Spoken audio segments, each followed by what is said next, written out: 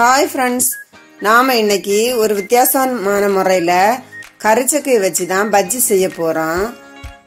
பாருங்க, கரிச்சக்கை பஜ்ஜி எப்படி செய்யலான்னு பார்த்துடலாம். அதுக்கு நான் இப்போ ஒரு கரிச்சக்கை எடுத்து நல்லாவே தோல் எல்லாத்தையும் நீக்கிடலாம்.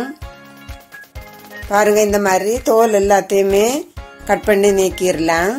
இப்போ கரிச்சக்கையை கட் பண்ணி அதில் தண்டு மாதிரி இருக்க பகுதி எல்லாத்தையும் நாம் கட் பண்ணி வேஸ்ட்டில் போட்டுடலாம். தண்டு மாதிரி இருக்க பகுதி நமக்கு தேவையில்லை, அதுக்காக தான்.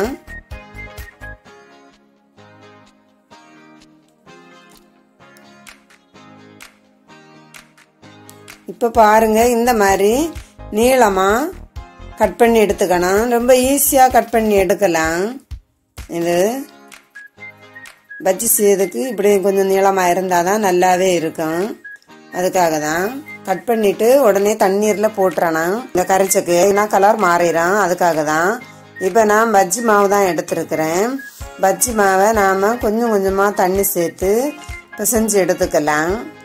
நார்மலாக நம்ம பஜ்ஜி செய்த மாதிரி தான், அதே அளவுக்கு நாம் மாவை பிசைஞ்சு எடுத்துக்கலாம். அதில் கட்டி எதுவும் இருக்கக்கூடாது, கட்டி இல்லாமல் கரைச்சி எடுத்துக்கலாம்.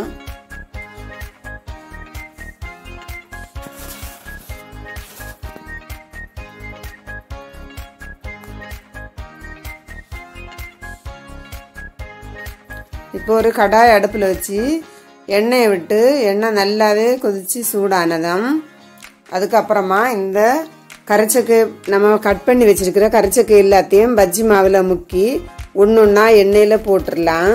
எண்ணெயில் போட்டதுக்கு அப்புறமா தீயை கொஞ்சமாக கம்மி பண்ணி வச்சுக்கணும்.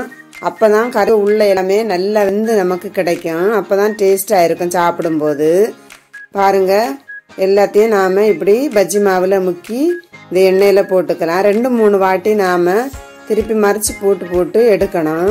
அப்போ தான் 2 பக்கமும் ஒரே மாதிரி வேகும். நார்மலாக பஜ்ஜி அந்த மாதிரி இருந்த உடனே கோல்டன் ப்ரௌன் கலரில் வரும். அந்த கலரில் வந்த உடனே நாம் இந்த பஜ்ஜியெல்லாம் எடுத்துடலாம் இதுலேருந்து. பாருங்கள், இப்போ இந்த பஜ்ஜி ரெடி ஆயிடுச்சு. இது எல்லாத்தையுமே நாம் எடுத்துடலாம். மீதி இருக்க நாம் கரிச்சக்கையும் இதே மாதிரி பஜ்ஜி போட்டு எடுத்துக்கலாம். இப்போ டேஸ்டான கரிச்சக்கை பஜ்ஜி ரெடி ஆயிடுச்சு. வீடியோ பிடிச்சுன்னா மறக்காம சப்ஸ்கிரைப் பண்ணுங்க.